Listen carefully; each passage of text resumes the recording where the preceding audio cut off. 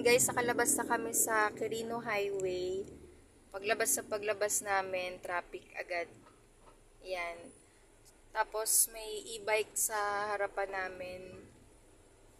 Ayan.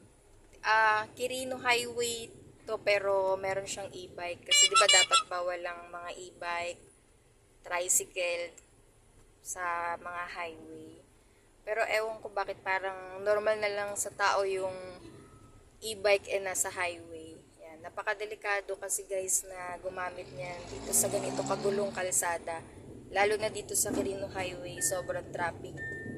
At saka masigipang daan, halo-halo dumadaan dito ng mga may private and public transportation dito marami kasi maraming tao dito sa Quezon City. Ayan siya.